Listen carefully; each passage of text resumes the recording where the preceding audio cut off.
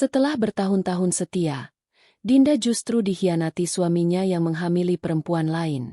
Tapi saat ia memutuskan pergi, sang mertua malah membawa si pelakor ke rumah dan memaksanya menerima semua itu. Tapi, benarkah anak itu darah daging suaminya? Langit belum sepenuhnya terang ketika Dinda membuka mata. Embun masih menempel di jendela kamar, dan aroma pagi baru saja menjalar ke sela-sela tirai. Suara kokok ayam samar-samar terdengar dari kejauhan, menyusup ke dalam kesunyian rumah yang masih tertidur. Dengan langkah ringan, Dinda bangkit dari tempat tidur. Rambutnya ia gulung seadanya. Wajahnya belum tersentuh riasan, tapi sorot matanya hangat. Ada kebiasaan yang ia pelihara setiap pagi, membuatkan kopi untuk Damar, menyusun sarapan, dan memastikan pakaian kerja suaminya tersetrika rapi. Bukan karena ia harus, tapi karena ia ingin. Karena mencintai adalah merawat. Begitu pikirnya. Ia tersenyum kecil sambil mengaduk kopi di cangkir favorit Damar, yang sudah retak di salah satu sisi, namun tak pernah mau diganti. Katanya, itu pemberian Dinda di bulan pertama mereka menikah. Bahkan retaknya pun menyimpan kenangan. Tapi pagi ini, entah mengapa, dada Dinda terasa berat. Ada sesuatu yang menekan, tak jelas bentuknya. Seperti kabut yang mengaburkan pandangan, meski mata terbuka penuh. Ia mencoba menepisnya. Ah, mungkin hanya karena mimpi buruk semalam, gumamnya pelan. Namun saat Dinda melirik kursi makan yang kosong, dan melihat piring Damar masih utuh, tak disentuh sedikit pun, ia mulai bertanya-tanya. Biasanya Damar akan duduk sebentar, menyuap setidaknya 2 sendok nasi goreng buatan Dinda, lalu mencium kening istrinya sebelum pergi. Tapi sudah beberapa hari ini, tidak ada lagi ritual itu. Dinda menoleh ke arah pintu kamar mandi. Tak ada suara air. Tirai belum ditarik. Dan sepatu kerja Damar tak ada di tempat biasa. Perasaannya mulai tak tenang. Dengan tergesa, Dinda mengambil ponsel yang tergeletak di meja rias. Ia membuka pesan terakhir dari Damar. Hanya 1 baris. Lembur lagi. Jangan tunggu. Ingat. Dingin. Dinda duduk di tepi ranjang. Pikirannya berkecamuk. Ia bukan wanita yang mudah menaruh curiga, bukan pula istri yang menuntut waktu berlebihan. Tapi ketika cinta mulai tak bersuara, saat itulah tanda tanya bermunculan di dalam dada. Hari-hari mereka akhir-akhir ini memang mulai berubah. Damar lebih sering pulang larut malam. Alasannya kerja, lembur, rapat, atau sekadar kelelahan. Namun Dinda tak pernah mendengar dentingan gelas di dapur usai tengah malam. Tak ada suara langkah di lantai kayu. Tak ada bau parfum yang biasa menempel di kerah bajunya. Hanya bau asing. Bau waktu yang hilang. Dinda menarik napas panjang. Ia mencoba menghibur diri. Mungkin memang Damar benar-benar lelah. Perusahaan tempatnya bekerja sedang membuka cabang baru. Semua orang dikejar target. Ia tidak boleh egois. Ia harus sabar. Bukankah begitulah menjadi istri? Ia bangkit dan menyibukkan diri. Menyapu lantai. Menyiram tanaman. Merapikan cucian. Tapi tak satu pun berhasil mengalihkan pikirannya. Sore harinya, Dinda menyiapkan makan malam seperti biasa. Sup ayam, tempe goreng, sambal terasi, dan teh hangat. Ia tahu Damar suka yang sederhana. Ia menata meja dengan penuh harap. Menunggu suara kunci berputar di pintu.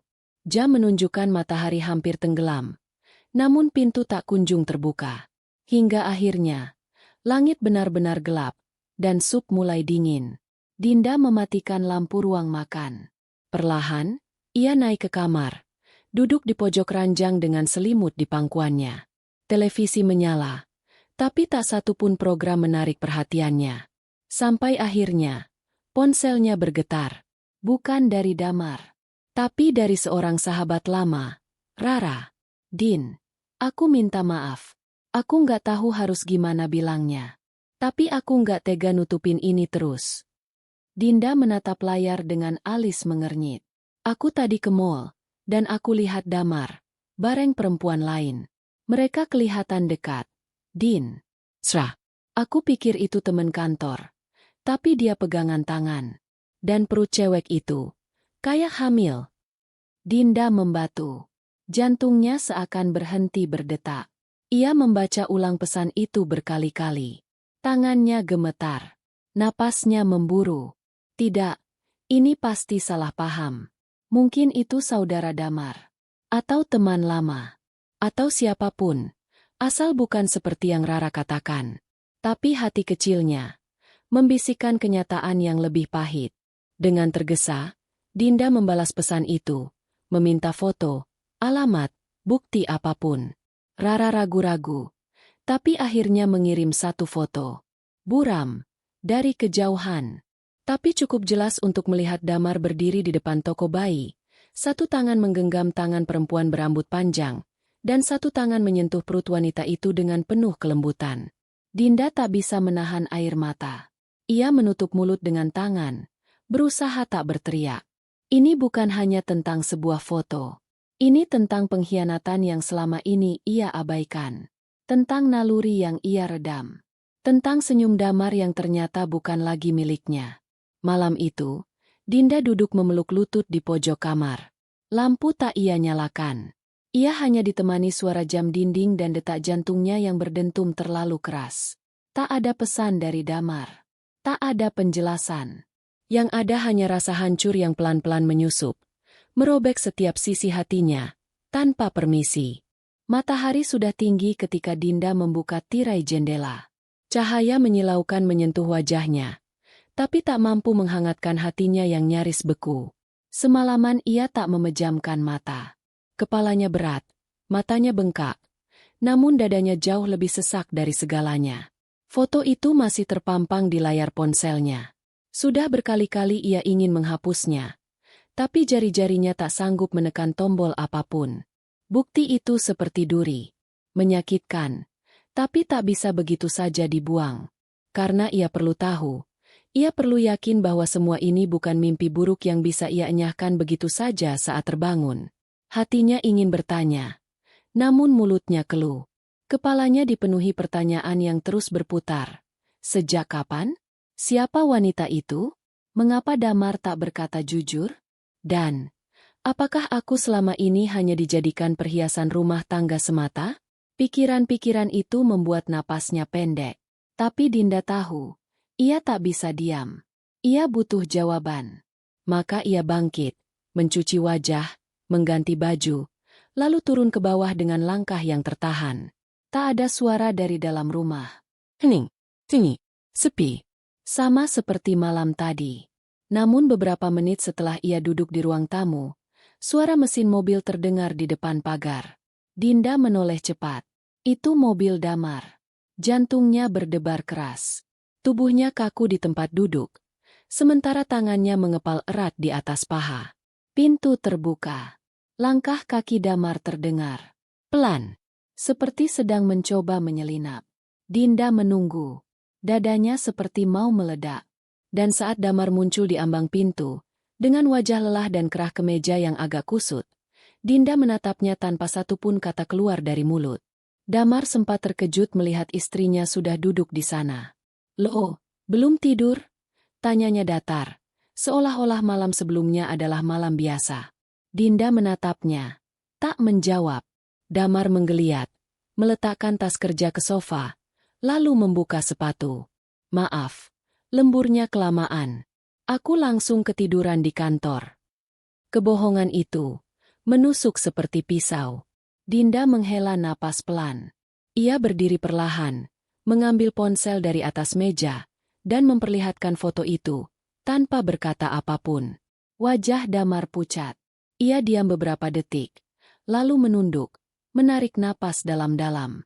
Tak ada usaha menyangkal. Tak ada kalimat pembelaan. Hanya tatapan kosong yang menghindar.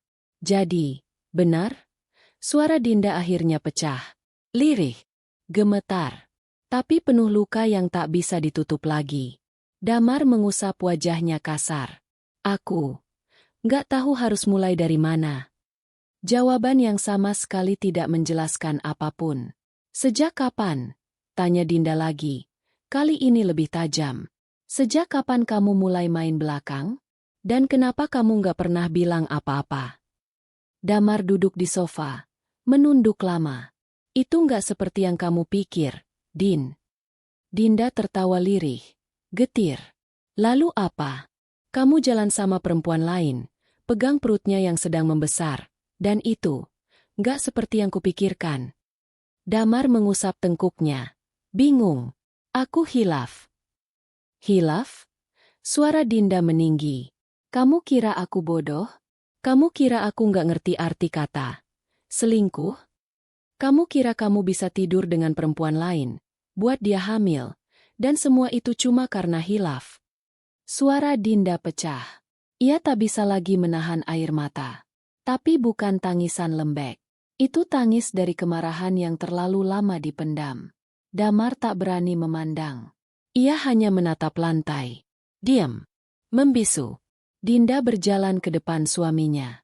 Aku nggak butuh kamu minta maaf. Mar, aku cuma pengen tahu. Siapa dia? Dan apa yang kamu rencanakan? Mau kamu apakan aku sekarang?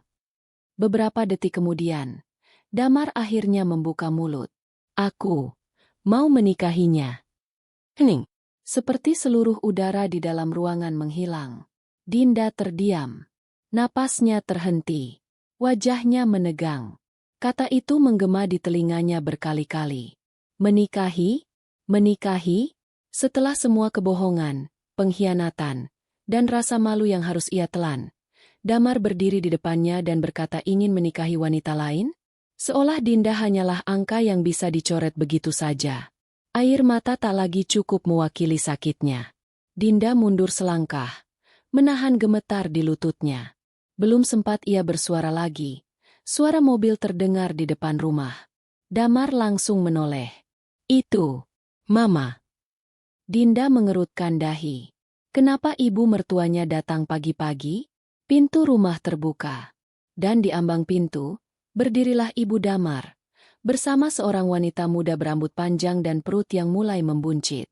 Dinda terbelalak. Wanita itu, perempuan dalam foto. Pelakor itu. Halo, Dinda. Sapa ibu mertua dengan nada datar. Maaf ya, saya bawa tamu. Tamu. Dinda membeku. Ia tak percaya dengan apa yang ia lihat. Wanita yang telah merobek rumah tangganya kini berdiri di depan pintu. Dibawa oleh mertuanya sendiri? Apa maksud Mama? Tanya Dinda pelan, hampir tak bersuara. Ibu mertua menatapnya tanpa empati. Dia butuh tempat tinggal. Keluarganya menolak dia setelah tahu kehamilannya. Lagi pula, kamu tahu sendiri, dia anak Damar juga. Jadi wajar kalau Damar bertanggung jawab. Jadi Mama, setuju Damar menikah lagi? Tanya Dinda dengan suara bergetar. Bukan setuju, jawab sang mertua. Memang seharusnya begitu. Kata-kata itu seperti palu yang menghancurkan cermin kehidupan Dinda. Semua hancur. Remuk.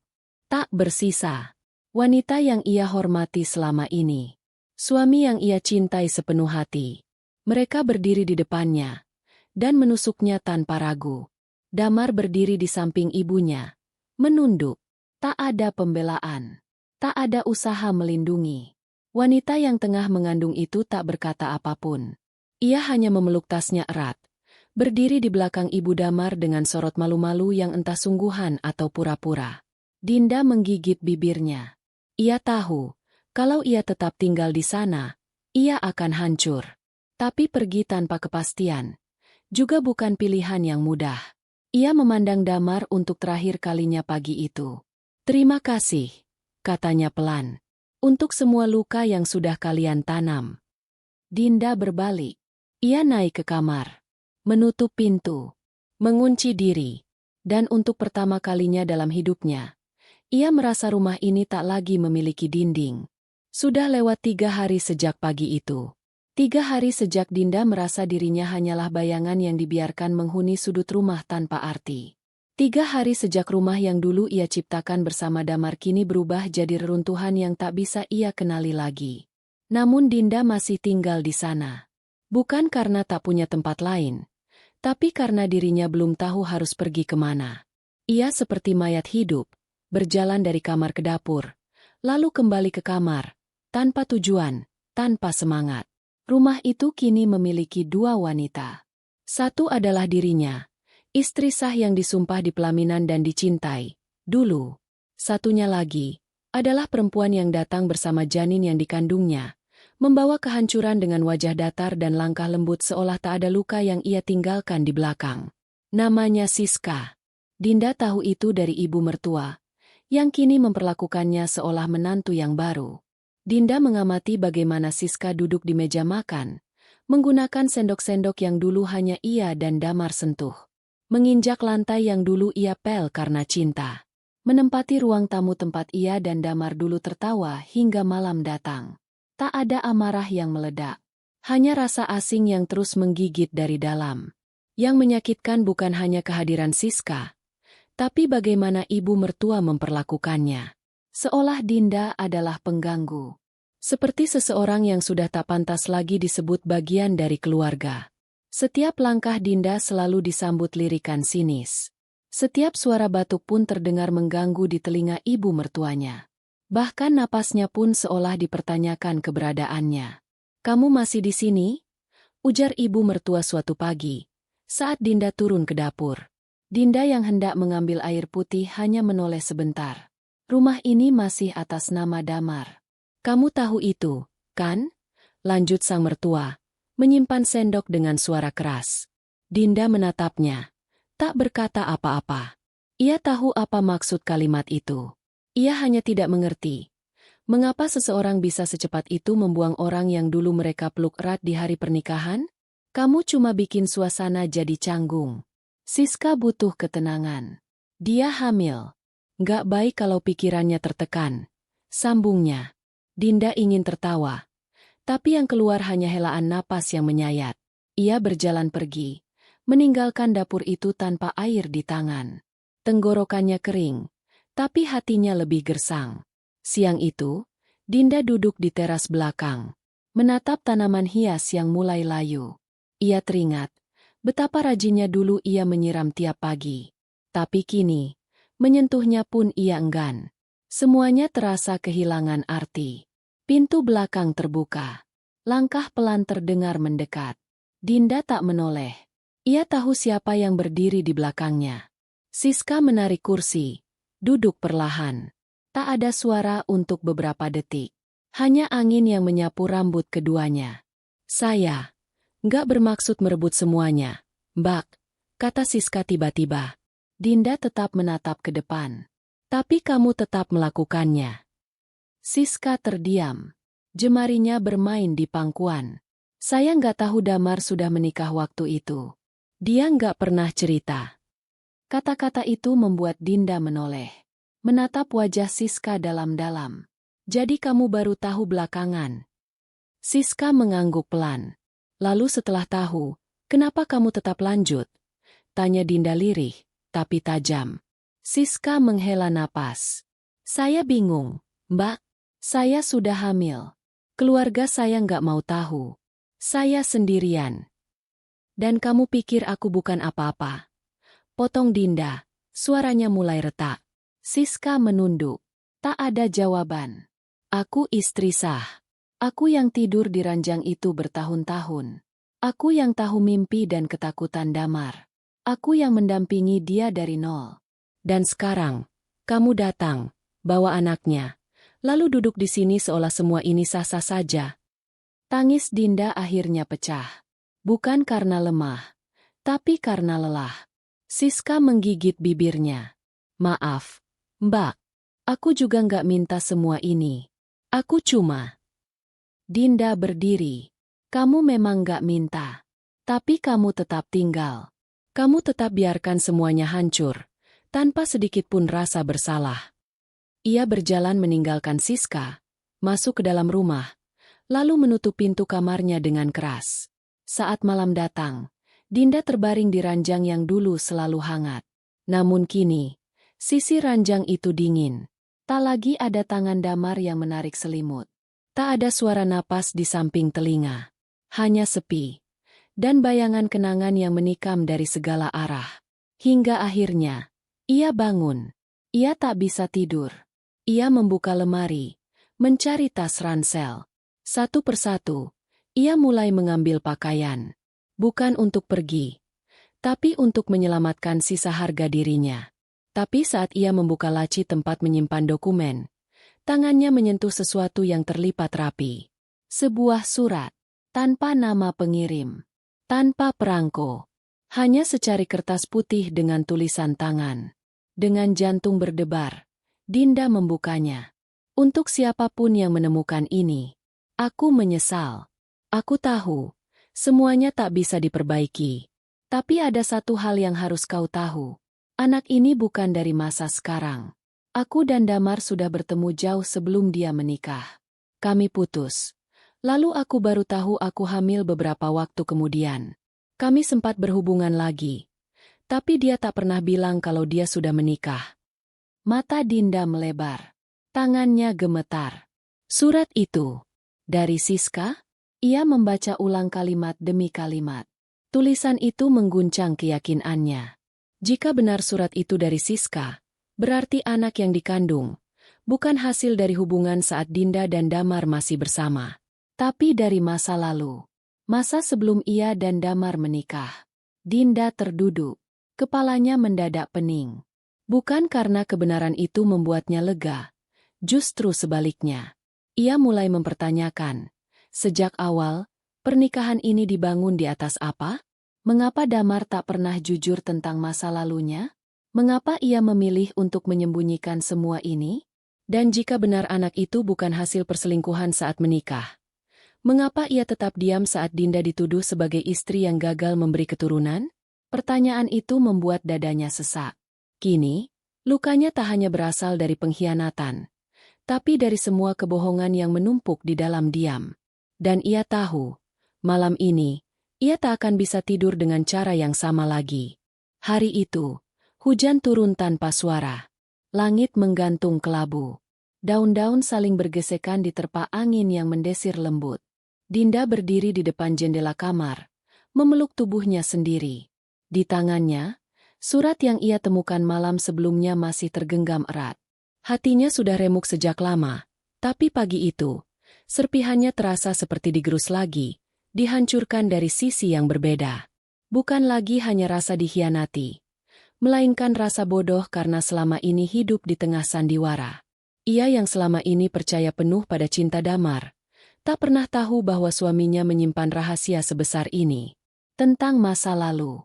Tentang hubungan yang belum benar-benar selesai. Tentang kebohongan yang terus ditambal dengan senyum manis dan pelukan palsu. Dinda menyandarkan kepala di kaca jendela. Pikirannya melayang-layang. Tak tentu arah. Ia bukan lagi bertanya, mengapa? Karena pertanyaan itu sudah kehilangan gunanya. Ia hanya ingin tahu. Harus bagaimana agar ia bisa kembali bernapas seperti dulu? Ia menarik napas panjang. Matahari tak muncul. Damar pun tidak. Sudah 2 malam berturut-turut Damar tak pulang. Menurut ibu mertua, Damar tinggal sementara di apartemen sewa bersama Siska. Biar lebih nyaman, katanya dengan nada datar. Seolah Dinda hanya tamu yang tak tahu diri karena masih tinggal di rumah sendiri. Temu. Kata itu menancap lebih tajam dari sembilu. Dinda turun ke dapur. Hanya untuk membuat teh hangat. Tapi saat masuk ke sana, ia mendapati ibu mertuanya sedang duduk bersama seorang wanita yang baru pertama kali ia lihat. Wajah asing, tapi pembawaannya tak asing. Elegan, muda. Mulutnya sibuk membicarakan nama Siska, tentang kehamilannya, tentang betapa beruntungnya Damar mendapatkan wanita seperti itu. Dinda diam. Ia berjalan perlahan, hendak mengambil air. Namun sebelum ia bisa membuka kulkas, sang ibu mertua membuka suara. "Kamu masih di sini juga?" Suaranya meninggi. Dinda menoleh. Matanya sayu. "Saya cuma mau buat teh." Wanita asing itu menatap Dinda dari kepala hingga kaki, lalu membisikkan sesuatu ke telinga ibu mertuanya sambil tertawa kecil. Dinda tahu. Itu tawa mengejek. "Iya, silakan," ujar ibu mertua, sambil tersenyum sinis. "Tapi jangan heran kalau suatu hari rumah ini bukan rumah kamu lagi." Dinda menatapnya sejenak. "Rumah ini memang sudah bukan rumah saya." Ia kemudian mengambil air, membuat tehnya dalam diam, lalu kembali ke kamar tanpa satupun kata balasan. Tapi hatinya penuh luka yang mengendap, makin dalam dari hari ke hari. Siang itu, teleponnya berdering. Sebuah nomor yang tak ia kenali. Ragu-ragu, Dinda mengangkat. "Din? Ini aku, Tika." Dinda tertegun. "Ika, sahabat lamanya yang sudah lama tak ia temui. Aku dengar kabar dari Rara. Maaf aku telat tahu. Din, kamu nggak apa-apa?" Suara Tika terdengar tulus, hangat, dan seketika menembus benteng hati Dinda yang mulai rapuh. Butuh beberapa detik bagi Dinda untuk menjawab. Suaranya serak. "Aku nggak tahu harus jawab apa." "Din, kamu bisa cerita apa aja ke aku. Aku ada di kota ini, dan aku pengin ketemu. Tolong, izinkan aku peluk kamu." Dinda menahan isak. Aku nggak tahu harus cerita dari mana. Dari manapun nggak masalah. Yang penting kamu nggak sendirian, Din. Aku di sini." Dan hari itu, untuk pertama kalinya setelah semua luka itu datang bertubi-tubi, Dinda pergi keluar rumah. Ia temui Tika di sebuah kafe kecil yang dulu sering mereka datangi waktu kuliah. Saat Tika memeluknya erat, Dinda menangis di pelukan sahabatnya. Air matanya tumpah seperti bendungan yang jebol. Isaknya tak terbendung. Semua sesak yang ia tahan, semua duka yang ia kubur, malam itu meledak tanpa ampun. Tika tak bertanya macam-macam. Ia hanya duduk di samping Dinda, memegang tangannya erat, dan sesekali mengusap punggungnya dengan lembut. Setelah tangis itu reda, Dinda mulai bercerita. Tentang Damar, tentang Siska, tentang surat yang ia temukan, tentang rasa tak percaya bahwa semua ini adalah hidupnya. Tika mendengarkan dengan mata berkaca-kaca. "Kamu nggak pantas disakiti kayak gini, Din. Kamu terlalu tulus. Dan mereka semua, mereka keterlaluan." Dinda menggeleng. "Aku cuma ingin tahu, salahku di mana?" "Bukan salah kamu," tegas Tika. "Kamu cuma terlalu percaya sama orang yang salah. Tapi itu bukan kesalahan, Din. Itu bentuk cinta." Dinda memejamkan mata. Kata-kata itu meresap pelan, tapi menyakitkan. Karena cinta itulah yang kini menjadikannya seperti ini. Hancur, remuk, tak punya arah. "Tika, aku takut. Takut melangkah. Takut pergi. Takut aku nggak akan pernah bisa percaya siapapun lagi." Tika menghela napas, lalu menggenggam tangan Dinda lebih kuat. "Takut itu wajar. Tapi jangan biarkan ketakutanmu membunuh harga dirimu sendiri. Kamu perempuan yang kuat, Din. Kamu punya sayap. Kamu cuma lupa cara terbang." Dinda menatap sahabatnya lama. Lalu, ia menangis lagi. Tapi kali ini, bukan hanya tangis duka, melainkan tangis karena merasa sedikit saja, mulai pulih. Malam itu, Dinda pulang dengan perasaan berbeda. Masih sakit, masih bingung, tapi ada seberkas cahaya kecil yang muncul dalam hatinya. Cahaya yang mengingatkannya bahwa ia bukan sebatang pohon yang harus terus berdiri di tanah yang mengering. Ia bisa tumbuh di tempat baru, asal punya keberanian untuk mencabut akar. Sesampainya di rumah, suasana lebih sepi dari biasanya. Ibu mertua tampak tidur di sofa, dan kamar Siska gelap. Dinda naik ke kamar, menyender di pintu, lalu menatap bayangannya di cermin. Wajah itu pucat, mata bengkak, tapi di balik sorotnya, ada sesuatu yang berubah. Pelan-pelan, Dinda berjalan ke meja, membuka buku tulis yang selama ini ia gunakan sebagai catatan belanja. Di sana, ia menulis satu kalimat besar di halaman kosong. "Aku akan pergi. Bukan karena kalah, tapi karena aku memilih hidupku sendiri." Esoknya, Dinda mulai membereskan pakaian, memisahkan apa yang penting, membuang apa yang sudah tak layak disimpan. Ia belum tahu akan tinggal di mana. Tapi Tika sudah menawarkan satu kamar kecil di rumah kontrakannya. Dan itu lebih dari cukup. Di tengah ia mengemas, ia menemukan gaun putih yang dulu ia kenakan di hari pernikahan. Tertutup rapi dalam plastik bening. Ia memegangnya sejenak, menatapnya lama. Lalu dengan tangan gemetar, ia lipat perlahan. Ia tak ingin membuangnya. Tapi ia juga tak sanggup menyimpannya di tempat yang sama. Karena hari itu, Dinda mulai menyadari satu hal. Bahwa menggenggam sesuatu yang sudah tak ingin tinggal, hanya akan membuat luka makin dalam. Dan akhirnya, ia memilih melepas. Langit pagi itu muram. Seolah semesta turut merasakan berat yang menghuni dada Dinda. Hujan gerimis turun diam-diam, menempel di jendela seperti air mata yang menolak jatuh. Dinda berdiri di tengah kamarnya. Sekotak koper terbuka di hadapannya. Baju-baju telah ia lipat rapi, dokumen penting telah ia masukkan ke dalam map, dan satu tas kecil berisi perhiasan serta kenangan yang tersisa kini tergeletak di sudut meja. Ia belum pergi, tapi hatinya sudah jauh. Jauh dari rumah yang dulunya tempat ia pulang. Dan kini menjadi tempat ia ingin segera tinggalkan. Ketukan pelan terdengar di pintu. Dinda menoleh. Regu. Ketukan itu terdengar lagi. Kali ini lebih jelas. Perlahan, ia membuka pintu. Sosok yang berdiri di sana membuat napasnya tertahan. Dame. Dengan rambut sedikit berantakan, wajah lelah, dan kemeja yang tak tersetrika sempurna. Ia berdiri di ambang pintu seperti seseorang yang tak tahu lagi harus mulai dari mana. Dinda menatapnya tanpa suara. Tak ada kemarahan yang meledak.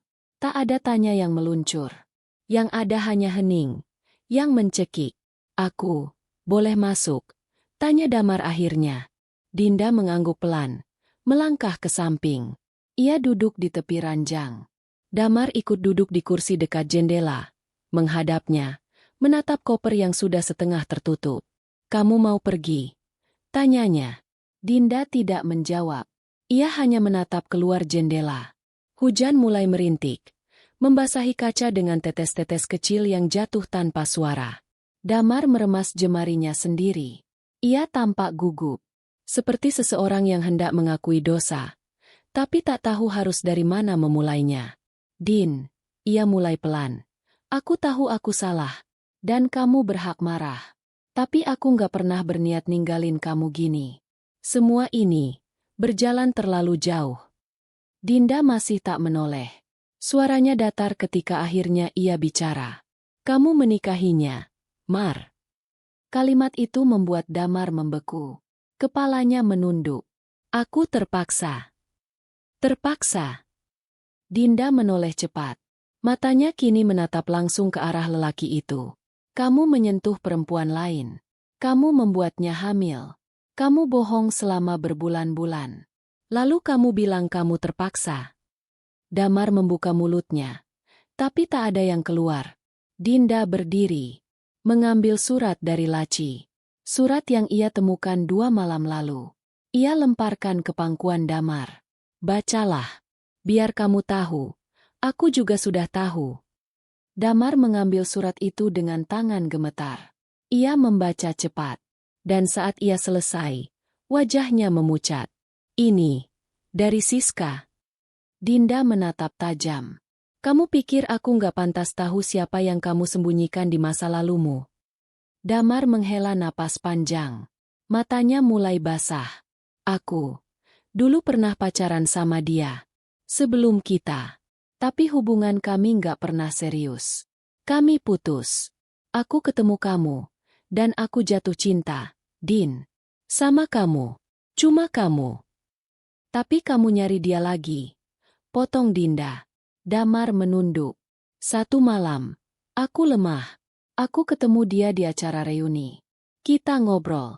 Aku nggak tahu dia hamil waktu itu. Aku bahkan nggak tahu dia masih simpan perasaan. Dinda memejamkan mata. Dan saat kamu tahu dia hamil, kamu tetap memilih diam. Kamu tetap pulang ke rumah ini, duduk di sampingku, mencium keningku, seolah semuanya baik-baik saja. Air mata Damar jatuh. Tapi bagi Dinda, itu tak berarti apa-apa. Waktu itu, aku takut. Aku nggak ingin kehilangan kamu. Tapi Mama desak aku buat tanggung jawab. Dia bahkan bilang kamu pasti ngerti. Tapi kamu terluka, Din. Aku lihat itu. Dan aku tetap diam. Karena kamu pengecut, desis Dinda. Lirih tapi mematikan. Hening panjang menyusul. Damar menghapus air matanya kasar. Aku nggak bisa memperbaiki semua ini. Tapi aku mohon. Jangan pergi. Aku nggak mau kamu pergi. Dinda tertawa getir. Kamu nggak mau aku pergi? Tapi kamu yang suruh aku diam. Saat mama usir aku dari dapurku sendiri. Kamu yang biarkan perempuan itu tidur di kamar tamu. Sementara aku bertanya-tanya. Siapa sebenarnya yang sah di rumah ini? Damar menatapnya. Tak berkedip. Seperti baru menyadari betapa dalam luka yang ia ciptakan. Aku tahu aku egois. Tapi, aku nggak bisa hidup kalau kamu nggak ada, Din. Dinda berjalan mendekat. Ia berdiri tepat di depan suaminya. Wajahnya penuh luka. Tapi sorot matanya kini teguh. Aku pernah mencintaimu, Mar. Lebih dari aku mencintai diriku sendiri. Aku rela menunggu, memahami, bertahan, bahkan diam saat harga diriku diinjak. Tapi cinta yang gak dihormati, cuma akan jadi luka yang terus berdarah. Damar menunduk dalam. Bahunya gemetar. Sekarang, aku memilih pergi. Bukan karena aku gak sayang lagi. Tapi karena aku tahu, aku layak bahagia. Tanpa harus memohon tempat di hidup orang lain. Dinda mengambil kopernya. Menentengnya keluar kamar. Tangannya gemetar. Tapi langkahnya tegak. Di tangga, ia bertemu ibu mertua yang baru bangun. Sang ibu menatapnya dengan kening berkerut. Mau kemana pagi-pagi begini? Dinda tersenyum kecil. Mau hidup, Bu. Tanpa menunggu jawaban, ia membuka pintu. Melangkah keluar. Hujan menyambutnya. Dingin, tapi menyegarkan. Tika sudah menunggu di pinggir jalan, di dalam mobil mungilnya. Begitu melihat Dinda keluar dengan koper, ia buru-buru turun dan membukakan pintu. Dinda masuk. Tak menoleh lagi ke rumah yang berdiri kokoh di belakangnya. Rumah yang pernah ia cintai. Yang pernah ia percayai sebagai tempat pulang. Kini, rumah itu hanyalah bangunan tanpa jiwa. Mobil melaju pelan di tengah gerimis. Dan Dinda menatap keluar jendela. Air mata mengalir. Tapi bukan tangis putus asa. Itu tangisan pembebasan. Suara mesin mobil yang menghilang di tikungan kecil menjadi pertanda bahwa Dinda telah benar-benar pergi. Bukan sekadar keluar dari rumah itu, tetapi melepaskan sesuatu yang selama ini membuatnya tertahan. Rasa cinta yang tidak dihargai. Tika membantunya membawa koper ke kamar. Rumah kontrakan mungil itu tidak mewah, namun terasa hangat dan jujur. Lantainya keramik putih sederhana, dindingnya dicat krem, dan aroma melati dari pojok ruang tamu menyebar perlahan ke seluruh sudut. Ini kamarmu, Din. Memang gak luas, tapi cukup buat istirahat dan menenangkan diri, kata Tika sambil membuka tirai jendela. Dinda hanya mengangguk pelan. Pandangannya menelusuri ruangan kecil itu. Satu lemari kayu, ranjang single, dan meja belajar kecil di pojok. Bukan ruang yang biasa ia tempati, tapi justru terasa lebih nyaman dari rumah besarnya sendiri. Makasih, Tik. Suara Dinda nyaris tak terdengar. Tika menatapnya dengan senyum sabar. Aku bukan siapa-siapa, Din. Tapi kamu boleh anggap aku rumah. Kalau dunia terlalu sempit buat kamu bernapas. Dinda tersenyum. Tangannya gemetar saat mulai membuka koper. Di dalamnya, gaun-gaun rapi tergulung, bersama kenangan yang perlahan ingin ia lepaskan. Tapi bukan itu yang membuatnya berhenti. Melainkan sebuah benda kecil, terjepit di antara tumpukan kain. Foto. Ia mengangkatnya pelan. Itu foto pernikahan mereka. Ia, dalam balutan gaun putih sederhana, tersenyum lebar di samping Damar yang mengenakan setelan hitam. Senyum Dinda di foto itu adalah senyum seseorang yang belum tahu akan dihancurkan. Tangannya gemetar saat ia meletakkan foto itu ke laci meja. Bukan karena ingin menyimpan, tapi belum sanggup membuang. Hari-hari berikutnya berjalan lambat. Dinda mulai menata kembali rutinitas. Membantu Tika di toko roti kecil yang dikelola sahabatnya.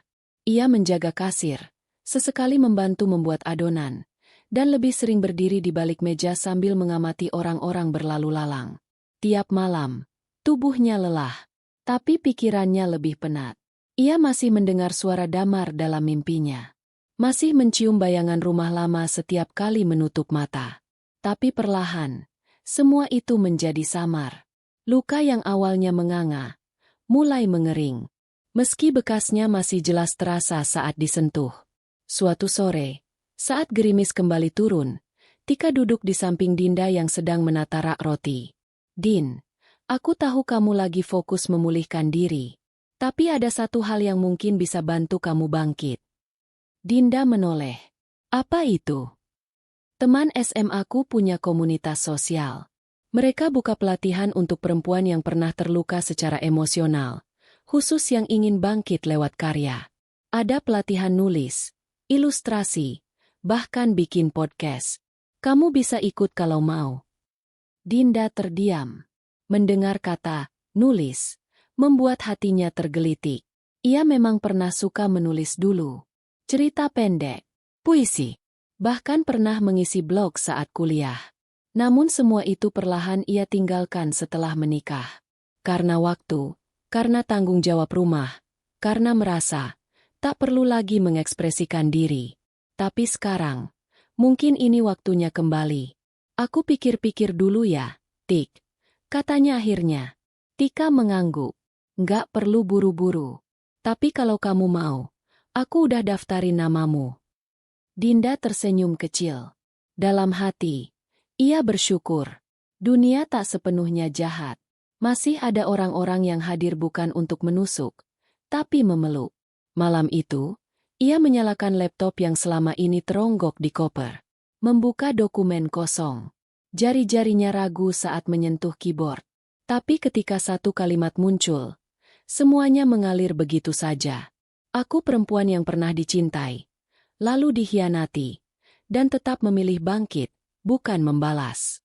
Tangannya bergetar. Bukan karena trauma, tapi karena keberanian. Ia belum tahu akan menulis apa. Tapi ia tahu, ia tak ingin membiarkan luka itu menjadi sia-sia. Keesokan harinya, ia datang ke pelatihan itu. Ruangan sederhana, berisi belasan perempuan dengan cerita yang entah lebih pedih atau lebih kuat dari miliknya. Tapi di sana, tak ada penghakiman, tak ada lirikan sinis, tak ada orang yang menganggapnya lemah karena menangis. Hanya pelukan, hanya senyum yang berkata, "Kamu tidak sendirian." Dinda mulai merasa, hidupnya bisa bergerak maju. Namun harapan itu kembali digoyahkan. Beberapa hari kemudian, Tika menerima pesan dari nomor tak dikenal. Lalu menyerahkannya ke Dinda dengan wajah ragu. "Ada seseorang yang minta ketemu kamu, Din." "Siapa?" tanya Dinda. Tika menelan ludah. "Siska." Dunia Dinda seolah membeku lagi. Untuk apa? Dia nggak bilang detail. Tapi katanya penting. Tentang Damar. Dan bayi itu. Jantung Dinda berdegup keras. Tak ada satu bagian dari dirinya yang ingin bertemu wanita itu lagi. Tapi rasa penasaran, dan sesuatu yang tak bisa ia jelaskan, mendorongnya untuk berkata, "Baik, aku akan datang." Mereka bertemu di taman kecil dekat rumah Tika. Siska datang mengenakan gaun panjang dan kerudung tipis. Wajahnya lebih pucat dari sebelumnya. Matanya sayu. Perutnya makin membesar. Dinda duduk di bangku taman. Neng. Tapi matanya tajam. Siska duduk di ujung bangku. Tak berani menatap langsung. "Maaf sudah ganggu, Mbak," katanya pelan. "Langsung saja," ucap Dinda tanpa basa-basi. "Kenapa kamu ingin bertemu?" Siska menunduk. Lama. Lalu ia mengeluarkan selembar kertas. Bukan surat, tapi lembar pemeriksaan DNA. Tangannya gemetar saat menyerahkan itu ke Dinda. "Aku akhirnya memutuskan untuk cek DNA. Karena aku sendiri mulai ragu. Aku tahu kamu pernah baca suratku. Tapi aku sendiri nggak pernah benar-benar yakin siapa ayah dari anak ini." Dinda memicingkan mata. Menerima kertas itu. Matanya menelusuri setiap baris, setiap angka, setiap kesimpulan. Dan di bagian bawah tertulis tegas. Kesimpulan, Tidak ada kecocokan biologis antara janin dan pria bernama Damar Prasetya. Dinda membeku, lalu menatap Siska dengan kening berkerut. Jadi, anak itu bukan anak Damar. Siska meneteskan air mata. Aku baru sadar.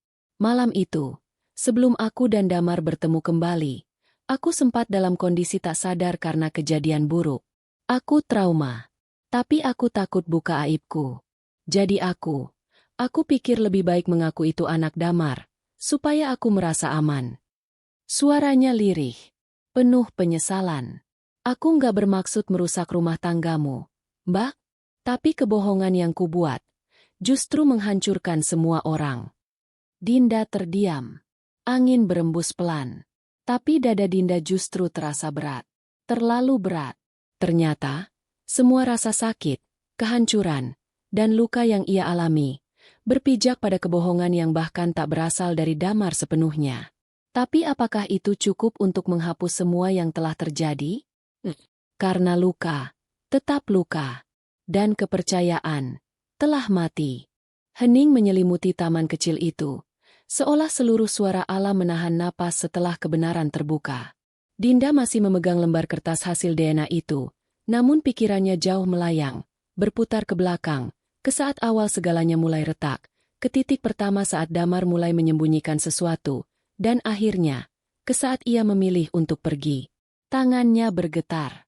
Bukan karena terkejut, melainkan karena kesedihan yang kini memiliki bentuk baru, kekecewaan yang makin dalam karena semua luka itu ternyata tak perlu pernah ada, jika kejujuran lebih dulu dipilih. Siska menunduk. Air matanya tak berhenti jatuh.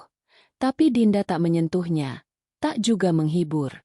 Ia terlalu lelah untuk memberi simpati pada seseorang yang pernah membakar rumah yang ia bangun dengan ketulusan. Aku minta maaf, Mbak. Ucap Siska dengan suara gemetar. Aku tahu ini semua salahku. Aku yang memulai kebohongan. Tapi aku juga yang ingin mengakhirinya. Aku nggak mau terus hidup dengan dosa ini. Dinda menarik napas dalam. Pelan. Tapi begitu terasa menusuk ke dada. Ia melipat kertas itu, memasukkannya ke dalam tas tangan, lalu berdiri. Aku nggak benci kamu, SIS. Tapi aku juga nggak bisa memaafkan semuanya secepat itu. Terlalu banyak yang hancur. Bukan cuma hubungan, tapi kepercayaanku, harga diriku, bahkan caraku memandang cinta. Siska menangis makin keras. Tapi Dinda tak menoleh lagi. Terima kasih sudah jujur. Setidaknya sekarang aku tahu bahwa luka ini memang harus kubawa sendiri. Tapi aku janji, aku akan sembuh. Tanpa dendam. Tanpa bebanmu lagi. Ia melangkah pergi. Tak terburu-buru. Tapi tegas. Saat sampai di rumah Tika, ia langsung masuk kamar, mengunci diri, dan duduk di depan cermin. Wajahnya tampak lebih dewasa dari yang biasa ia kenali. Garis lelah di bawah matanya. Sorot yang tak lagi sepolos dulu, dan bibir yang tak lagi mudah tersenyum. Ia tahu, dirinya bukan lagi perempuan yang sama. Malamnya, Tika pulang dan mendapati Dinda duduk di depan laptop. Jemarinya bergerak pelan, mengetik kata demi kata yang mengalir dari lubuk hati terdalam. Bukan cerita rekaan, melainkan kisah nyata yang menguliti dirinya sendiri. Din? Panggil Tika pelan. Dinda menoleh dan tersenyum samar. Aku mau menulis tentang semua ini, Tik. Tentang luka yang pernah ku gendong. Tentang keputusan yang akhirnya kupilih. Tika tersenyum lebar. Itu langkah pertama menuju sembuh. Din, kamu gak cuma akan menyembuhkan dirimu, tapi bisa juga jadi suara buat perempuan lain yang pernah disakiti. Dinda memandang layar laptopnya. Sebuah dokumen berjudul, Perempuan yang Pergi Bukan Karena Lemah. Pagi berikutnya, Damar menghubunginya. Dinda melihat nama itu muncul di layar ponsel, namun ia diam. Ia membiarkan dering itu berlalu tanpa dijawab. Lalu pesan masuk. Aku tahu semuanya, Din. Aku baca hasil tes itu. Aku mau ketemu. Sekali saja. Tolong. Dinda menatap layar beberapa saat, lalu menuliskan balasan. Baik. 1 kali. Setelah itu, aku ingin kamu berhenti mencariku. Mereka bertemu di sebuah warung kecil di pinggir kota. Tak ada yang mewah, tapi suasananya cukup sunyi untuk pertemuan terakhir. Damar datang lebih dulu.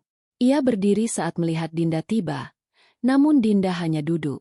Tak memberi kesempatan untuk pelukan atau sapaan basa-basi. Aku tahu aku udah gagal jadi suami. Dan mungkin, gagal jadi manusia, ujar Damar perlahan, menatap tangannya sendiri. Dinda tak menyela. Ia membiarkan Damar bicara. Aku nggak tahu harus mulai dari mana minta maaf. Tapi aku sungguh nyesal. Semua yang kamu alami. Aku tahu itu bukan kesalahanmu. Tapi kamu yang paling menderita. Dinda memandangnya lama.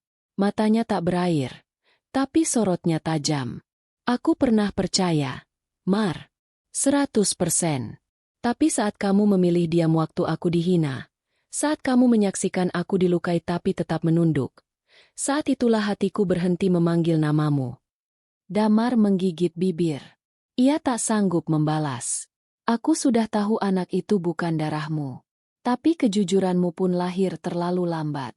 Kalau kamu jujur sejak awal, mungkin semua ini bisa diselesaikan tanpa luka yang berdarah-darah. Damar mengangguk. Matanya basah. Aku cuma ingin bilang, aku tetap sayang kamu. Meskipun semuanya hancur. Dinda menunduk. Aku juga pernah sayang, Mar. Tapi cinta yang gak dihargai. Lama-lama mati. Ia berdiri. Aku gak mau hidup dengan sisa-sisa cinta yang dulu. Aku mau cinta yang baru, yang lahir dari keberanian dan kejujuran, bukan dari pengorbanan yang terus-menerus bertepuk sebelah. Langkahnya meninggalkan meja. Damar masih duduk, tak sanggup mengejar. Dinda keluar dari warung itu dengan napas berat. Tapi ada sesuatu di dalam dirinya yang terasa ringan. Hari-hari berikutnya, Dinda fokus menulis. Ia mengikuti pelatihan, bertemu perempuan-perempuan hebat, membagikan kisahnya di forum-forum. Tulisannya mulai menyebar di blog dan sosial media. Banyak yang membacanya. Banyak yang merasa cerita itu seperti kisah hidup mereka sendiri. Satu surat masuk ke emailnya. Kak Dinda, saya baca tulisanmu. Saya pernah dikhianati juga. Tapi setelah baca kisahmu, saya jadi berani keluar dari hubungan yang menyakitkan. Terima kasih, Kak. Sudah jadi cermin untuk kami semua. Dinda menangis saat membaca itu. Tangis yang tidak lagi getir, tapi penuh syukur. Ia sadar, sakit yang ia alami tak sia-sia. Suatu sore, ia kembali ke tempat pernikahannya dulu. Gedung itu masih berdiri, meski tak lagi seramai dulu. Ia berdiri di depan gerbang, memandangnya lama. Lalu berkata pelan pada dirinya sendiri. Aku bukan perempuan yang ditinggalkan. Aku perempuan yang memilih pergi. Karena aku tahu, aku pantas bahagia. Dan sore itu, di bawah langit yang perlahan cerah, Dinda pulang. Pulang ke dirinya sendiri. Matahari pagi menyinari wajah Dinda dengan kelembutan yang baru. Bukan lagi cahaya yang terasa asing dan menyakitkan seperti dulu, tapi kini hangatnya menyentuh hati. Ia berdiri di depan cermin kecil di kamar barunya, mengenakan blus putih polos dan celana panjang hitam. Simple, tapi sorot matanya berbeda. Itu bukan wajah perempuan yang ditinggalkan. Itu adalah wajah perempuan yang telah memilih. Tika muncul di ambang pintu, membawa 2 gelas kopi panas. Pagi ini kamu kelihatan beda, katanya sambil tersenyum. Dinda menoleh. Apa maksudmu? Seperti orang yang baru saja membuang beban 5 tahun dari pundaknya. Dinda tertawa kecil. Mungkin karena aku baru benar-benar ikhlas semalam. Rasanya seperti melepaskan jaring laba-laba dari hati. Mereka duduk di meja makan mungil itu, menikmati kopi dan roti yang sudah mulai mengeras di sisi. Tapi tak ada yang peduli. Obrolan mereka lebih hangat dari sarapan itu sendiri. Hari itu, Dinda diminta menjadi pembicara dalam sebuah forum komunitas perempuan yang rutin diadakan setiap bulan. Awalnya ia ragu. Ia tak terbiasa bicara di depan banyak orang. Tapi Tika meyakinkannya. Dan para peserta yang membaca tulisannya sudah menunggu kisahnya disampaikan langsung. Gedung tempat acara berlangsung sederhana, tapi penuh. Belasan kursi dilapisi kain putih. Poster bertuliskan, "Berani bicara, berani hidup," terpampang di depan ruangan. Saat namanya dipanggil, Dinda berjalan pelan ke podium. Jantungnya berdegup tak karuan. Tapi begitu melihat wajah-wajah yang duduk di depannya, perempuan-perempuan dengan mata lelah namun penuh harap, ia tahu, ini bukan tentang dirinya lagi. Ini tentang mereka semua. "Selamat siang, nama saya Dinda." Ia membuka dengan suara pelan. "Saya pernah menjadi istri yang percaya bahwa diam bisa menjaga rumah tetap utuh. Tapi kenyataannya, diamku justru mematahkan sayapku sendiri." Ruangan sunyi. Ia melanjutkan. "Saya pernah dicintai, lalu dikhianati. Pernah dihargai, lalu diabaikan. Tapi semua itu bukan akhir. Karena saya memilih untuk terus hidup, tanpa menunggu maaf dari siapapun." Beberapa hadirin menunduk, menyeka air mata. Yang lain mengangguk pelan, seolah menyetujui setiap luka yang dibacakan dalam kata. Banyak dari kita diajarkan untuk bertahan, bahkan saat disakiti. Kita dibilang kuat jika memaafkan, dibilang egois jika pergi. Tapi hari ini, saya ingin mengatakan satu hal yang saya pelajari dengan luka yang paling dalam. Kadang, melepaskan bukan berarti menyerah, tapi bentuk tertinggi dari mencintai diri sendiri. Tepuk tangan pecah. Namun Dinda hanya tersenyum kecil. Ia tak merasa hebat. Ia hanya merasa, akhirnya hidup. Seusai acara, beberapa peserta menghampirinya. Ada yang memeluk sambil menangis. Ada yang menunjukkan bekas lebam di pergelangan tangan. Ada pula yang sekadar menggenggam tangannya erat, tanpa kata. Sore itu, Dinda pulang dengan hati penuh. Ia tak membawa uang, tak membawa penghargaan. Tapi ia membawa sesuatu yang tak bisa dibeli, kebermaknaan. Di kamar, ia kembali membuka laptopnya. Di layar, draft bukunya sudah hampir selesai. Judulnya tak berubah. Perempuan yang pergi bukan karena lemah. Ia menulis kalimat penutupnya malam itu. "Aku menulis ini bukan sebagai korban, tapi sebagai saksi, bahwa perempuan bisa memilih pergi, berdiri, bahkan terbang, dan tetap utuh." Tak lama kemudian, seorang editor dari penerbit kecil menghubunginya. Buku itu akan diterbitkan. Bukan untuk pasar besar, tapi untuk dibagikan ke lembaga-lembaga sosial, komunitas perempuan, dan sekolah-sekolah. "Cerita ini perlu dibaca banyak orang, Mbak Dinda," kata sang editor dalam email. "Bukan karena kamu luar biasa, tapi karena kamu jujur." Dinda tersenyum saat membaca itu. Jujur. Satu kata yang dulu hampir hilang dari hidupnya. Di luar dugaan, buku itu menyebar luas. Bukan hanya di lingkup komunitas, tapi mulai dibicarakan di media sosial, dibaca ulang, dikutip, dan dibagikan. Suatu malam, ia menerima pesan pribadi dari seseorang tak dikenal. "Saya ibu dari 2 anak yang selama ini hanya diam karena takut dianggap perempuan yang gagal. Tapi setelah membaca buku Mbak Dinda, saya memberanikan diri bicara ke suami saya. Terima kasih karena sudah jadi suara kami." Dinda membaca pesan itu sambil menangis. Tapi bukan tangisan luka. Itu adalah tangisan lega, bahwa semua air mata yang pernah jatuh tak pernah sia-sia. Hidupnya kini berbeda. Ia bukan lagi istri dari seseorang. Ia bukan lagi menantu yang harus menunduk. Ia bukan lagi perempuan yang menunggu di balik pintu. Ia, Dinda, dengan nama penuh, dengan suara yang utuh. Meski begitu, ada hari-hari ketika rasa sakit itu kembali mengetuk. Kadang bayangan malam terakhir dengan damar hadir dalam mimpi. Kadang suara lantang ibu mertuanya masih terngiang di telinga. Tapi saat-saat seperti itu, Dinda tak lagi menghindar. Ia menuliskan semuanya. Dalam puisi, dalam esai, dalam kisah fiksi. Dan perlahan, luka itu menjadi tinta yang tak pernah kering, namun tak lagi melukai. Suatu sore, ia berdiri di balkon rumah kecil yang kini ia sewa sendiri. Di tangannya secangkir teh hangat. Matanya memandang langit yang mulai memerah.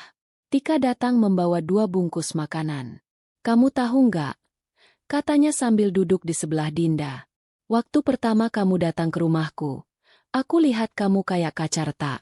Sekarang, kamu seperti kaca yang tetap utuh, meski pernah pecah. Dinda tersenyum kecil. Mungkin karena aku belajar mencintai bekas retaknya. Tika menepuk tangannya. Kamu bangkit, Din. Dan kamu nggak sendiri lagi. Malam itu, Dinda membuka pesan dari Damar. Satu pesan singkat. Aku lihat bukumu. Aku bangga sama kamu. Maaf, Din. Aku doakan kamu bahagia. Dinda menatap layar cukup lama. Lalu mematikan ponselnya. Tak membalas. Karena ia tahu, beberapa bab dalam hidup, cukup dibaca, tanpa harus ditulis ulang. Ia menatap ke langit. Hening. Tapi damai. Dan di dalam hatinya, ia berbisik. Aku bukan perempuan yang menang karena balas dendam. Aku menang karena aku memilih hidup yang tak lagi menyakitiku. Langkah-langkah kecil dalam hidup Dinda yang semula penuh keraguan kini berubah menjadi jejak pasti. Bukan karena ia lupa akan luka, melainkan karena ia telah belajar berdamai dengan semua yang telah menyakitinya. Dunia yang dulu terasa menyempit di matanya kini membuka jalan, satu demi satu, dengan caranya yang lembut namun tegas. Buku pertamanya telah rilis dan mendapat sambutan tak terduga. Banyak komunitas perempuan mulai mengundangnya sebagai pembicara, bukan hanya untuk membagikan kisah, tapi juga sebagai narasumber yang dianggap mampu memantik keberanian dari dalam hati orang lain. Ia tak pernah merasa menjadi seseorang yang istimewa. Namun, suara-suara yang terus datang kepadanya membuat ia sadar. Kisahnya telah menjadi nafas bagi banyak yang nyaris kehabisan tenaga. Pagi itu, ia bangun lebih awal dari biasanya. Di meja kecil samping tempat tidurnya, ada selembar undangan berlogo lembaga internasional yang bergerak di bidang pemberdayaan perempuan. Mereka memintanya hadir dalam konferensi yang diadakan di luar negeri, sebuah forum besar di mana suara-suara perempuan dari seluruh dunia berkumpul. Dinda menatap undangan itu lama, dengan perasaan campur aduk. Ia tak pernah menyangka akan diundang sejauh ini. Ia yang dulu bahkan merasa tak layak berdiri di ruang tamu rumahnya sendiri, kini diminta berdiri di panggung dunia. Tika masuk membawa sepiring roti dan segelas susu. Ia meletakkannya di meja sambil tersenyum lebar. Kalau kamu nolak undangan itu, Din, aku sendiri yang bakal ngamuk. Dinda tertawa pelan. Aku takut, Tik. Tentu saja kamu takut. Tapi kamu lebih berani dari siapapun yang aku kenal. Dinda mengangguk pelan. Dalam hatinya, ia tahu, ini bukan tentang panggung. Ini tentang bagaimana ia bertahan, dan kini saatnya berdiri untuk dirinya sendiri, bukan sekadar mewakili luka. Perjalanan ke luar negeri itu menjadi babak baru yang ia tak pernah bayangkan. Ia naik pesawat sendirian, membawa satu koper kecil dan sekotak naskah yang belum diterbitkan. Buku keduanya, yang berisi kumpulan kisah perempuan-perempuan yang ia temui setelah ia bangkit. Konferensi itu diadakan di sebuah gedung megah. Dinding-dindingnya dipenuhi lukisan wajah perempuan dari berbagai ras dan usia. Di dalam, ratusan kursi tersusun rapi. Suara-suara dari berbagai bahasa menyatu dalam atmosfer yang penuh harapan. Saat namanya disebut untuk naik ke podium, Dinda melangkah pelan. Kali ini tak ada gemetar, tak ada gugup. Yang ada hanyalah rasa syukur bahwa ia masih diberi kesempatan berbicara, dan lebih penting lagi, didengar. Ia membuka pidatonya bukan dengan kisah masa lalunya, tapi dengan pertanyaan. Berapa banyak dari kita yang merasa bahwa diam adalah bentuk ketabahan? Ruangan hening. Berapa banyak dari kita yang bertahun-tahun memendam air mata karena takut dianggap lemah? Beberapa peserta mulai mengangguk. Mata mereka berkaca. Saya di sini bukan karena saya paling kuat. Saya di sini karena saya pernah hancur. Dan dari kehancuran itulah, saya mulai membangun dinding baru. Bukan untuk mengurung diri, tapi untuk melindungi cinta saya pada diri sendiri. Tepuk tangan berdentum. Namun lebih dari itu, Dinda melihat mata-mata yang menyala. Ia tahu, kata-katanya sampai. Sepulang dari konferensi itu, namanya mulai disebut dalam berbagai forum. Beberapa media mulai mengulas bukunya. Bahkan lembaga pemberdayaan perempuan di kampung halamannya mengundangnya untuk membuka pelatihan menulis gratis bagi perempuan korban kekerasan rumah tangga. Dinda tak berpikir panjang. Ia langsung menyetujuinya. Dan pelatihan itu menjadi titik temu antara dirinya yang dulu dan dirinya yang sekarang. Ia melihat perempuan-perempuan dengan wajah terluka namun penuh harapan. Ia mendengar cerita tentang pernikahan yang dibangun di atas ketakutan. Tentang ibu-ibu yang menahan tangis karena tak punya keberanian membawa anaknya keluar dari rumah penuh teriakan. Tentang perempuan muda yang kehilangan mimpi karena cintanya dikubur paksa oleh pengkhianatan. Tapi yang membuat Dinda yakin bahwa ia berada di jalan yang tepat adalah satu peserta. Gadis remaja yang masih duduk di bangku sekolah. Ia datang diam-diam, menulis tanpa suara, dan di akhir pelatihan, ia menyerahkan sebuah puisi kecil. Jika dunia menutup pintu padaku, aku tak akan menangis. Aku akan membangun jendela dan mengintip cahaya dari dalam diriku sendiri. Dinda membaca puisi itu sambil menggenggam tangan si gadis. Dan ia tahu, luka yang pernah menyayat hatinya, kini menjadi api kecil yang menghangatkan orang lain. Suatu malam, saat Dinda sedang menyortir surat dari para pembaca, notifikasi masuk dari email tak dikenal. Subjeknya, permintaan maaf terakhir. Pengirimnya, ibu mertuanya. Dinda membuka email itu perlahan. Dinda, aku tidak akan meminta kamu kembali. Aku hanya ingin minta maaf untuk semua ucapan dan perlakuanku yang dulu merendahkanmu. Aku pikir aku melindungi anakku, tapi ternyata aku menghancurkan wanita yang paling tulus mencintainya. Saat aku lihat namamu di TV, saat aku dengar perempuan-perempuan memanggil namamu sebagai inspirasi, aku menangis. Karena aku sadar, aku pernah membuang berlian dari tanganku sendiri. Dinda membaca sampai titik terakhir. Tidak ada permohonan untuk bertemu. Tidak ada drama. Hanya sepucuk maaf yang terasa jujur dan telat. Ia memejamkan mata, mencoba merasakan amarah, tapi tak ada. Yang ada hanya rasa letih. Lalu kelegaan. Ia menulis balasan singkat. Terima kasih, Bu. Maaf ibu saya terima. Tapi hidup saya kini bukan lagi tentang kembali. Hidup saya sekarang adalah tentang melangkah dan membuka jalan baru. Dan untuk pertama kalinya, ia menutup lembaran lama itu tanpa beban. 2 bulan kemudian, Dinda resmi meluncurkan buku keduanya dalam sebuah acara sederhana di perpustakaan kota. Buku itu diberi judul, Kita Perempuan, Kita Punya Suara.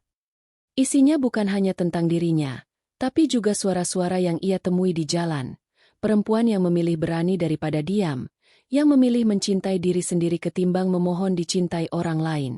Dalam sambutannya, Dinda berkata, aku menulis bukan untuk dikenang, tapi agar tak ada perempuan yang merasa kisahnya tak layak didengar. Malam itu, Dinda pulang ke rumah kecilnya. Di mejanya, secangkir teh telah menunggu. Angin dari jendela menerpa wajahnya. Ia duduk, membuka laptop, dan memulai naskah ketiganya. Kisah fiksi pertama yang akan ia tulis setelah sekian lama. Tapi sebelum itu, ia menulis satu kalimat pembuka di halaman pertama. Aku pernah dikhianati, tapi aku tidak pernah menyerah. Karena perempuan tidak diciptakan untuk kalah. Dan malam itu, di bawah cahaya lampu yang temaram, Dinda tersenyum. Ia tahu, dinding yang kini melindunginya bukan dibangun dari batu, tapi dari keberanian, luka, dan cinta pada dirinya sendiri. Tak ada suara gaduh pagi itu. Hanya gemerisik daun di halaman kecil rumah Dinda yang kini telah dihiasi pot-pot bunga hasil pemberian para peserta pelatihan. Di dinding ruang tamu tergantung bingkai sederhana bertuliskan kutipan favoritnya. Aku tidak menunggu dipahami. Aku memilih untuk memahami diriku sendiri. Dinda duduk di ruang kerja kecil yang perlahan berubah menjadi studio mini. Buku ketiganya sudah selesai ditulis, kali ini berbentuk kumpulan cerpen perempuan dari berbagai latar belakang, tentang ibu yang kehilangan anak, istri yang memilih bertahan untuk dirinya sendiri, anak gadis yang mencari tempat aman di dunia yang kerap keras terhadapnya. Saat itu pula, seorang tamu datang. Bukan Damar, bukan ibu mertuanya, melainkan seseorang yang sejak dulu menyimpan simpati diam-diam.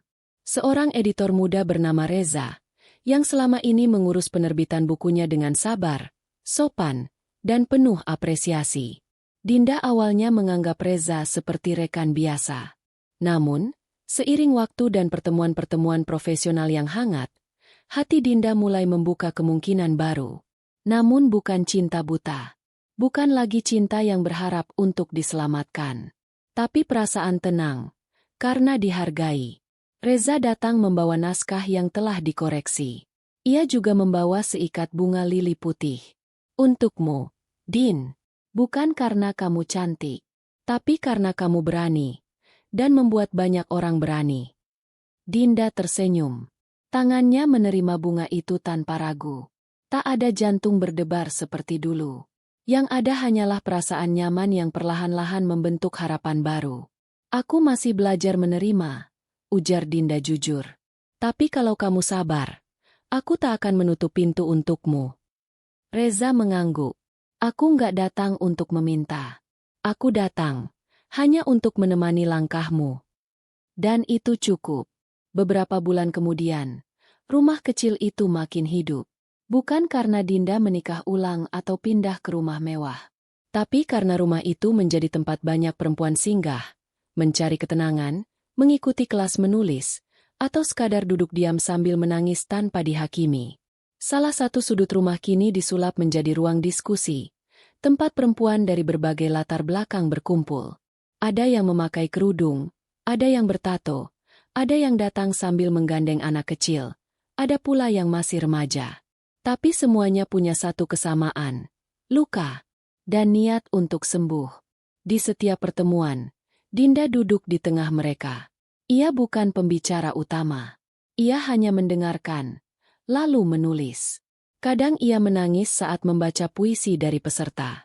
Kadang ia tertawa kecil saat mendengar curhat polos seorang ibu yang baru saja berani keluar dari rumah suaminya. Rumah itu, dengan dinding yang pernah dingin dan kosong, kini menjadi rumah sejati. Bukan karena arsitekturnya, tapi karena maknanya. Dan suatu hari, rumah itu diberi nama resmi, Rumah Kata Kita. Sebuah nama yang dipilih oleh para peserta sendiri. Karena mereka percaya, di tempat itu, setiap suara mereka menjadi kata. Dan setiap kata punya tempat untuk hidup. Di acara ulang tahun pertama, Rumah Kata Kita, Dinda diminta memberi pidato singkat. Ia berdiri di depan panggung kecil yang dihias bunga-bunga kertas. Suasana riuh tapi akrab. Anak-anak kecil berlarian di sekitar taman. Para ibu duduk berkelompok, dan sukarlawan sibuk membagikan minuman. Dinda memandang wajah-wajah yang selama ini ia kenal melalui kisah mereka masing-masing. Dan ia tahu, semuanya telah berubah. Bukan karena waktu, tapi karena keberanian. Ia memulai pidatonya dengan suara lirih. Kalau dulu aku ditanya, di mana rumahku? Aku akan menjawab, rumah itu telah runtuh. Tapi sekarang, aku tahu, rumahku bukan bangunan. Rumahku adalah tempat di mana aku merasa diterima, apa adanya. Dan hari ini, aku berdiri di tengah rumah yang kubangun dari sisa-sisa luka. Sorak-sorai, tepuk tangan, dan air mata menyatu dalam suasana yang hangat. Dinda turun dari panggung, dan langsung dipeluk oleh seorang perempuan muda yang dulu pernah ditemukan Tika di puskesmas. Lemas, memar, nyaris tak punya harapan hidup. Terima kasih, Kak Dinda. Bisiknya, karena rumah ini, aku hidup lagi. Dinda membalas pelukan itu.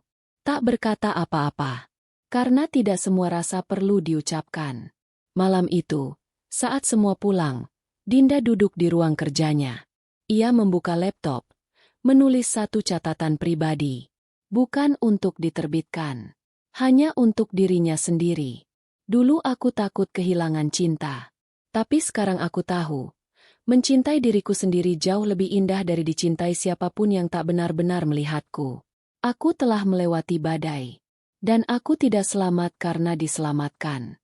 Aku selamat karena aku memilih berdiri, meski dengan kaki gemetar. Ia menyimpan file itu. Menatap jendela. Di luar, bulan bersinar lembut. Tak terlalu terang, tapi cukup memberi cahaya.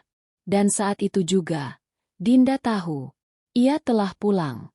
Bukan ke rumah lama, bukan ke cinta lama, tapi ke dirinya sendiri.